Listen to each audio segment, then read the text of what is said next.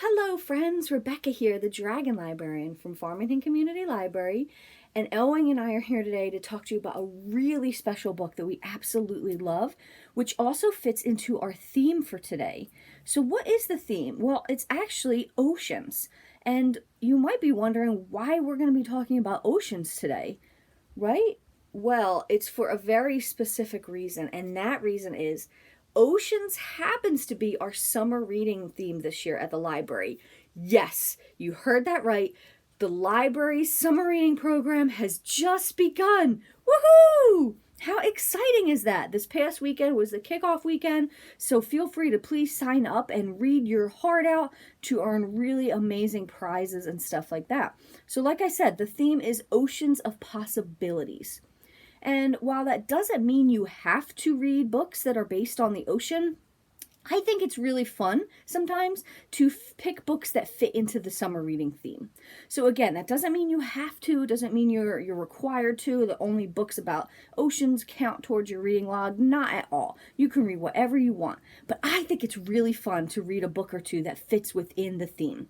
So today I want to talk about a really special book that does that, and this is called Song for a Whale by Lynne Kelly.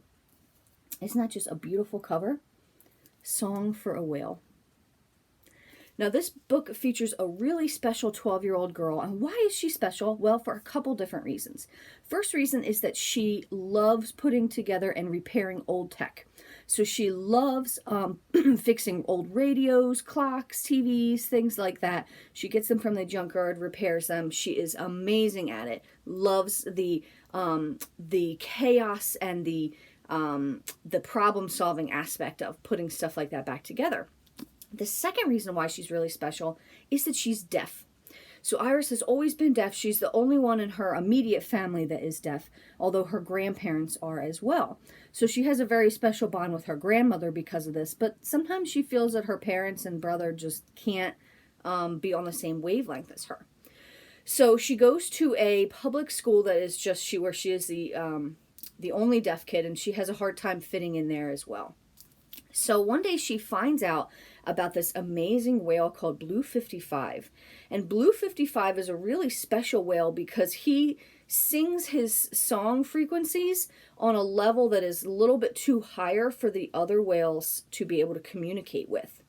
So whales, if you don't know this, that's how they communicate, by these different songs and their voice patterns and stuff.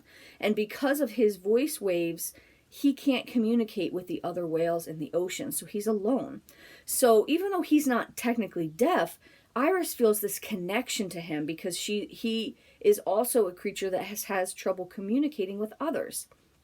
So she decides what she's going to do is create a song for this whale. She's going to create a song for this whale to make him feel not so alone. Wow. Isn't that beautiful? What a beautiful idea, right? The only problem is, how is she going to get to play this song for this whale?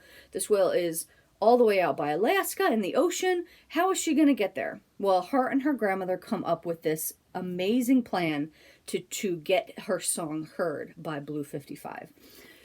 This song is so incredible. I think it might be one of the first books I've ever read, especially for the younger age bracket, that features a deaf character like this, and that really talks about a lot of the trials and stuff that a deaf person would have to face in their daily lives.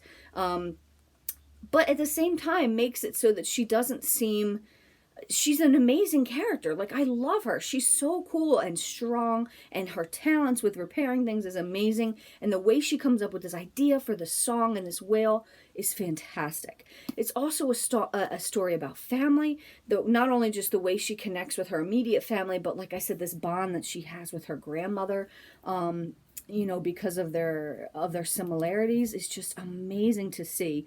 And it's also really cool because I learned a lot about whales. I learned a lot about whales and how they communicate in the ocean, which I knew a very tiny a little bit about before this, but I didn't know half of what was in this book, and it was really interesting. And it's interesting in terms of the way it's told through the story. I didn't feel like it was a science lesson or anything like that. I just enjoyed this book. It was wonderful. learned a lot about whales, and read just this great story about this really cool girl. And I highly recommend it. Especially now, like I said, summer reading just started. If you're looking for a book that fits into the theme with oceans of possibilities, this is a wonderful, wonderful choice. Song for a Whale.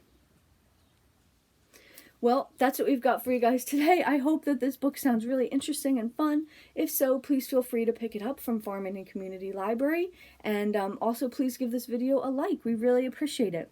Thanks so much for watching, friends, and have a great rest of the day.